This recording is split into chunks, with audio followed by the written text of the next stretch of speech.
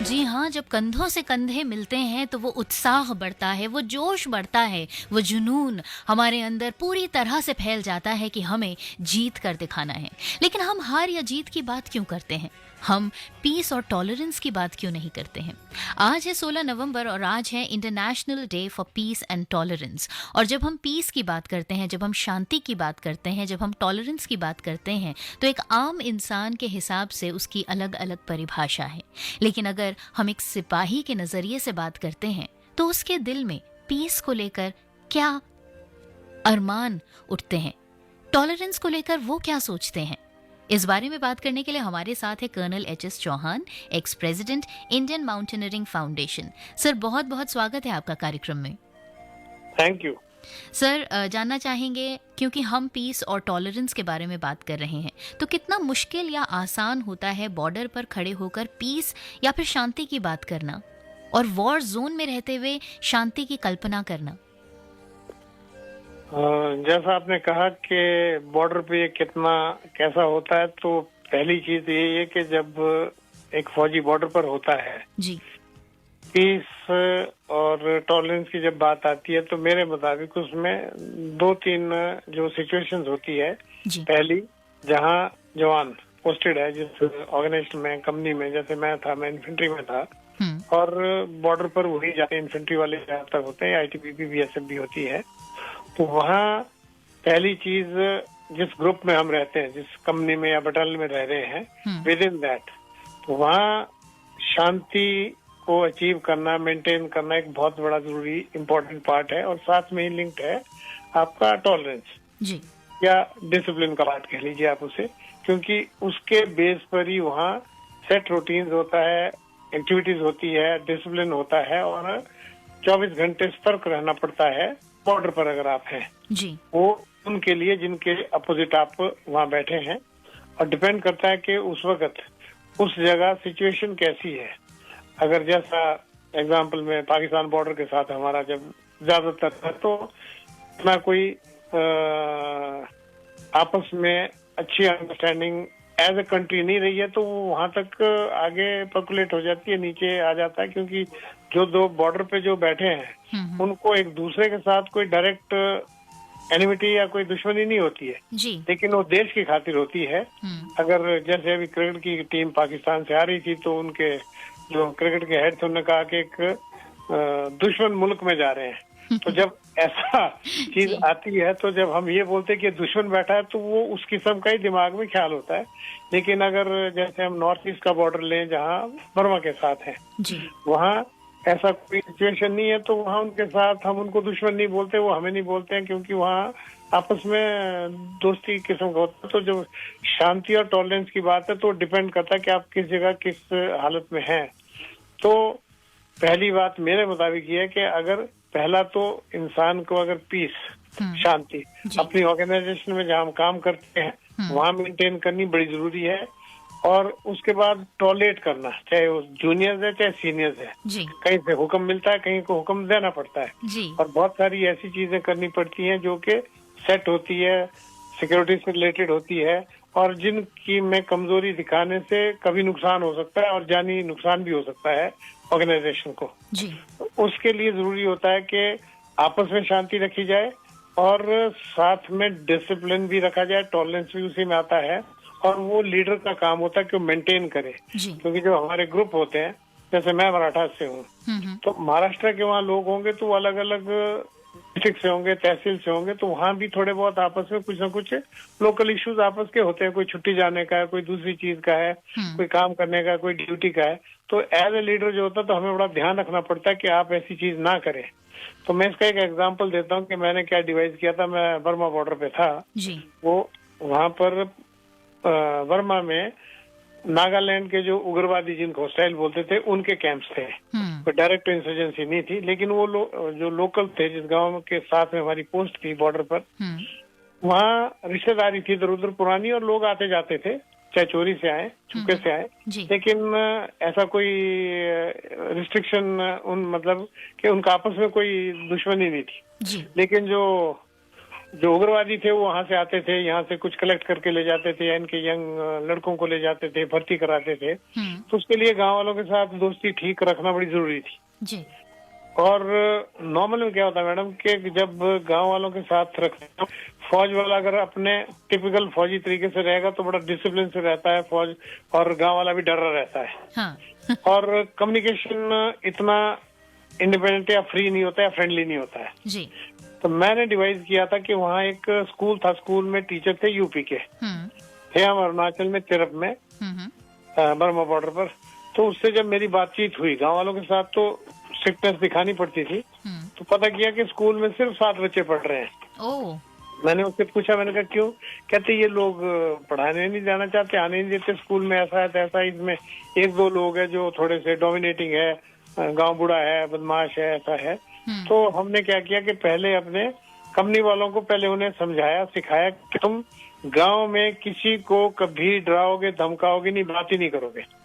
अगर करोगे तो सिर्फ उतना ही करोगे, उनको लगे कि आप उनके एक हमदर्द हैं, दोस्त हैं। जी। दोस्त हैं। और गांव वालों में ये हमने अपना थोड़ा सा रोब रुतबा रखा था। मास्टर जी के थ्रू बताया था कि भी, और गांव वाले का गांव बूढ़ा जो था उसको हुक्म दे दिया कि जो भी बच्चा 10-12 साल तक का है वो बाय ऑर्डर, हमारे ऑर्डर से स्कूल जाएगा। अच्छा।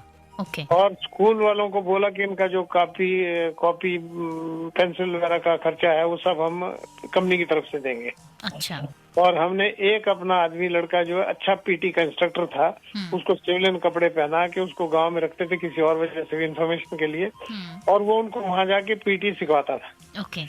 1 साल के बाद वहाँ मैडम 52 बच्चे स्कूल में पढ़ने लगे। अरे वाह, क्या बात। और उन गांव वालों के साथ हमने ये किया था कि जो भी कभी हमारी पिकेट में आएगा, नहीं तो पहले बेचारे डरते थे आने में, डर अलग किस्म से रखा कि उल्टा काम ना करें, कोई ऐसा गलत ना करें। लेकिन जो वहाँ आएगा उसको खाना पीना दिया जाएगा जिस भी टाइम आता है। बच्चों को 15 दिन में 1 दिन पूरे स्कूल को पिकेट पे बुलाना, उनको बास्केटबॉल, वॉलीबॉल खेलने को देना, खाना खिला देना। तो मतलब उनकी इज्जत भी पूरी की गांव वालों की, साथ में रोप भी रखा कि भाई आप ऐसा कुछ नहीं करेंगे जिससे पली तरफ, बॉर्डर के पली तरफ वालों का साथ आपका कोई ऐसा काम करेंगे जिससे फौज को नुकसान हो या आपको नुकसान हो। और साथ में उनकी देखभाल की। तो बच्चों ने, मैं एग्जैक्ट कह रहा हूँ मैडम आपको कि मास्टर जी ने मुझे बताया कि जब बच्चे को कोई माँ बाप से अगर ज्यादा परेशानी होती थी या रुलाते थे उन्हें, अगर ज्यादा गुस्से में हो तो ये कहते थे रोते रोते कि हम ब्रिगेड कमांडर के पास शिकायत करने जाएंगे, वो हमारे माँ बाप है। और अगर कभी उग्रवादी वहां आया, बच्चों ने ये कसम खाई थी कि हम रात को जाके इन्फॉर्म करेंगे वहाँ। तो कहने का मतलब ये है कि ये शांति, और जब तक हम दूसरे की रिस्पेक्ट नहीं करेंगे, जब तक हम दूसरे को टॉलरेट नहीं करेंगे, चाहे वो यूनिट लेवल पर है, अगर आप बाहर आ जाइए तो चाहे हमारा कंट्री लेवल पर है, इंटरनेशनल लेवल पर है, तो तब तक जब तक हम एक दूसरे ह्यूमन बीइंग्स की रिस्पेक्ट नहीं करेंगे तो हमारे शांति नहीं रह सकती है। शांति नहीं रह सकती तो डेवलपमेंट भी नहीं हो सकती है। सही बात है। हम लोग खुश भी नहीं रह सकते हैं जी। ये दोनों चीजें बड़ी जरूरी है कि कहाँ पर आप किस हालत में हो और आप उसके मुताबिक अपने आप को कल्टीवेट करें और शांति और टॉलरेंस पे कंप्रोमाइज ना करें। बिल्कुल सही बात। लेकिन इसमें एक सवाल और है सर कि जब कई बार सेना के जवान जो होते हैं उन्हें किसी ज़रूरी काम के लिए छुट्टी पर जाना होता है और एक साथ 2-3 जवान आ जाएं और आप छुट्टी ना दे पाएं, तो ऐसे में उनकी टॉलरेंस किस लेवल की होगी और आपके सोल्यूशन किस लेवल के होंगे? आपने शायद आप इस बेस पे कह रहे हैं कि कई बार ऐसा एक आधा हादसा हुआ भी है कि जहां जवान को किसी ने कुछ नुकसान भी कर दिया कि जब उनको नहीं मिली छुट्टी टाइम पर। वो जो लीडर होता है, कंपनी कमांडर होता है, खास तौर पे जो कंपनी जिसके पास 100-120 आदमी होते हैं जिनका डायरेक्ट उनके साथ लिंक होता है, फिर बटालियन कमांडर कर्नल साहब जो सीओ होता है उसके ऊपर होता है।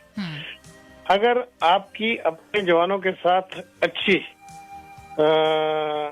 मतलब आपने अच्छी समझ एक दूसरे के साथ जी। फिर मैं पर्सनल एग्जांपल दूंगा आपको, वो अलग तरीका था, ऐसा नहीं था कि हाँ मैं फौज में। 2 चीजें मैंने देखी थी कि बड़ी जरूरी थी कि आपका डर और डिसिप्लिन इतना ज्यादा होना चाहिए, इतना जरूरी होना चाहिए सिक्योरिटी वाले और जो वॉरफेयर रिलेटेड चीजों से, कि वो कभी भी उसमें लापरवाही ना करे। लेकिन वेलफेयर के लिए ऐसी एक्सेस होनी चाहिए, आप उसके मन में इतना ख्याल होना चाहिए कि अगर उसको रात को 12 बजे भी आपके पास आना हो तो उसमें हेजिटेशन ना हो जी। अभी छुट्टियों की बात जो आप कह रहे हैं कि जैसे त्योहार वगैरह आते हैं तो सभी लोग ज्यादातर जाना चाहते हैं। बिल्कुल। हर एक लोग अपना अपना कोई ना कोई बहाना लगाते हैं, क्योंकि सभी का एक कॉमन नहीं हो सकता कि सब ने त्योहार में छुट्टी जाना है। सही बात है। किसी न किसी को रहना पड़ता तो होता है कि इतने 15% छुट्टी पे हो गया एट ए टाइम, या 20% हो गया, जो भी होगा। तो हमने एक एग्जाम्पल है कि हमने देखा कि एक लड़के का टेलीग्राम आ गया कि मैं 80s की बात कर रहा हूँ कि मदर एक्सपायर्ड। अच्छा। तो फटक से छुट्टी मिल जाती है। हम एक दिन अचानक ख्याल आया कि मैंने कहा इसका निकालो, जब ऐसा कुछ है, दूसरी साल की बात होगी शायद, ये मदर एक्सपायर्ड। मैंने कहा इसका डिटेल निकालिए पिछला, तो देखा था कि 3 साल से उसकी मदर एक्सपायर हो रही है। तो ये हर एक को खुद डिवाइस करना पड़ता है कि आप कैसे बैलेंस करें जी। और क्योंकि बैलेंस करना ही लीडरशिप है, एफिशिएंसी बढ़ाना ही लीडरशिप है, और सबको ठीक जरूरत के मुताबिक उनकी चाहे खाना पीना कपड़े देना, वहाँ मतलब एज ए उनको आपको एक elderly head of the family की तरह देखभाल करना पड़ता है, तभी आप पेशेंस और टॉलरेंस उनमें मेंटेन करा सकते हैं। बिल्कुल सही बात है सर। और एक एग्जांपल मैं और देता हूँ, छोटा सा अगर है जी। तो, क्योंकि जैसे मैं मराठा रेजिमेंट थी तो महाराष्ट्र के लोग थे, तो मुझे अंदाजा लगा कि उनमें जो जेसीओ सूबेदार है और दूसरा सिपाही अगर अलग अलग तालुका तहसील का है तो थोड़ा सा डिफरेंस ऑफ ओपिनियन होता है उनमें। कभी कभी दे डोंट शो नहीं इतना करेंगे, लेकिन वो ड्यूटी वगैरह में फर्क पड़ता था। मैंने डिवाइस किया, हमारे पास वहाँ एक बास्केटबॉल ग्राउंड था जिसमें हम रग्बी खेलते थे, बास्केटबॉल रग्बी जी। बास्केटबॉल को पकड़ के ले जाना और रग्बी की तरह खेलना, मतलब एक के ऊपर 6 आदमी पड़ सकते थे। अच्छा, ओके। सारे सिपाही एक तरफ और एनसीओ मतलब नायक हवलदार और सूबेदार एक तरफ। सिपाहियों की तरफ मैं होता था। अच्छा। मैं फिजिकली थोड़ा सा ज्यादा ऐसी चीजें करता था। तो उसमें मैंने डिवाइस क्या किया कि जब मैं बॉल किसी को पकड़ रहा हूँ तो हम थोड़ा बहुत उसको धक्का दे रहे हैं, हम रोड रहे हैं, कुछ कर रहे हैं। और मैंने देखा कि जो जवान जैसे सिपाही है कि वो देख रहा है कि कोई नहीं देख रहा, तो वो भी नीचे से जो है अपनी उसको पकड़ के कहीं से मरोड़ रहा है, जैसे रग्बी में करते हैं। अच्छा। तो उसका मतलब ये था कि वो अपनी फ्रस्ट्रेशन वहां निकाल देता था। तो ड्यूटी पे बाद में मैंने देखा मैडम कि बाद में जो है उसका असर नहीं होता था फिर। तो मैंने एक तरीका से डिवाइस किया और उनको 1 घंटा फिजिकल फिटनेस भी होगी, 1.5 घंटा। साथ में उनको जो आपने पूछा कि लोग अलग अलग होते हैं, एक साथ करना चाहते हैं, तो किसी न किसी तरह वो खाना पीना ड्यूटी खेल वगैरह से बैलेंस करना पड़ता है मैडम। नहीं, बिल्कुल सही बात है। और इसीलिए स्पोर्ट्स जो है वो लोगों के अंदर एक स्पोर्ट्समैनशिप को जगाता है और लोगों को साथ मिलके रहना सिखाता है। और अगर हम बात करें सिपाहियों की तो उनके लिए तो ये बहुत ज़रूरी है, उनकी ओवरऑल ग्रोथ के लिए ज़रूरी है, काम के लिए ज़रूरी है। सर, आपने बहुत इंपॉर्टेंट इन्फॉर्मेशन आज हमारे साथ शेयर की और बहुत अच्छे अच्छे अपने एक्सपीरियंसेस शेयर किए। थैंक यू सो मच हमारे साथ जुड़ने के लिए। Welcome ma'am. Thank you so much ji. हमारे साथ है colonel HS Chauhan, ex president Indian mountaineering foundation. और प्रोग्राम संदेश टू सोल्जर्स में और भी बहुत कुछ है, क्योंकि ये है नवंबर का महीना और नवंबर का महीना सोल्जर्स के लिए भी होता है काफ़ी ख़ास। क्यों ख़ास? क्या ख़ास बातें होती हैं नवंबर के महीने में जिसके लिए उन्हें कुछ चीज़ों को याद रखना ज़रूरी है, आपको बताऊंगी इसी प्रोग्राम में। आप जुड़े रहिए आकाशवाणी रेनबो के साथ। मैं हूँ आपके साथ आपकी मस्त मस्त RJ माला।